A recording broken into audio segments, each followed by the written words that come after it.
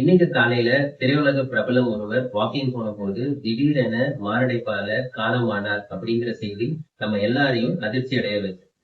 இந்த நிகழ்வின் மூலம் நமக்கு ஒரு முக்கியமான உண்மை என்ன தெரியப்படுது அப்படின்னா, மாரடைப்பு, ஹார்ட் அட்டாக் யாருக்கு வேணாலும் எந்த நேரத்திலும் எந்த வயதிலும் ஏற்படக்கூடும். இது ஒரு நிதர்சனமான உண்மை.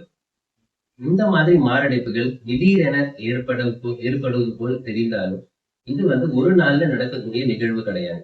வருட கணக்குல படிப்படியா நம்மளோட ரத்த குழாயில கொழுப்பு படிமானம் ஏற்பட்டு அது ஒரு நாள் திடீரென ஏற்படக்கூடிய அடைப்பு தான் இந்த மாரடைப்பு.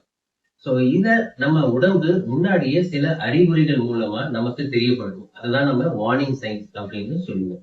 சோ வேகமா நடக்கும் போதோ மாடிப்படி ஏறும் போதோ நமக்கு இருதயத்துல அழுத்தமோ இல்ல தாட வலியோ இல்ல தோள்பட்ட வலியோ இல்ல மூச்சு திணறலோ ஏற்படும். நம்ம செய்யற அந்த வேலைய நிறுத்தின உடனே இந்த மாதிரி சிம்டம்ஸ் உடனே சரியாயிடும். இந்த மாதிரி அறிகுறிகள் உங்களுக்கு இருந்தா நீங்க கண்டிப்பா ஒரு மருத்துவரை அணுகி அதுக்கான உதவிகளை எடுத்துக்கணும். அதுதான் நல்லது, அதுதான் கரெக்டும் கூட. ரெண்டாவது, அதே போல இந்த மாதிரி இருதய நோய்கள் ஏற்படக்கூடிய காரணிகள், அதாவது ரிஸ்க் ஃபேக்டர்ஸ் அப்படின்னு சொல்லக்கூடியதுல ரொம்ப முக்கியமான காரணம் என்னன்னு பார்த்தா நீரிழிவு நோய், டயபெட்டிஸ்.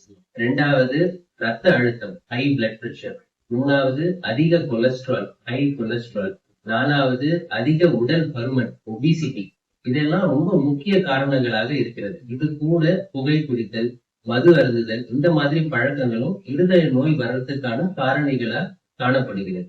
சோ இந்த மாதிரி ரிஸ்க் ஃபேக்டர்ஸ நம்ம கண்டறிஞ்சு அதை கட்டுப்பாட்டை வச்சுட்டாலே இந்த மாதிரி திடீரென வரக்கூடிய மாரடைப்புகளை நம்மளால தடுக்க முடியும்.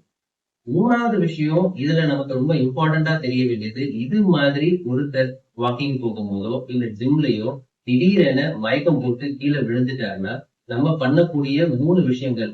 ஒண்ணு, உடனடியாக ஆம்புலன்ஸ் 108க்கு கால் பண்றது. ரெண்டாவது சிபிஆர், கார்டியோ பல்மனரி ரெசிசிடேஷன் அப்படின்னு சொல்லக்கூடிய முதல் உதவியை உடனே தொடக்கம் பண்றது.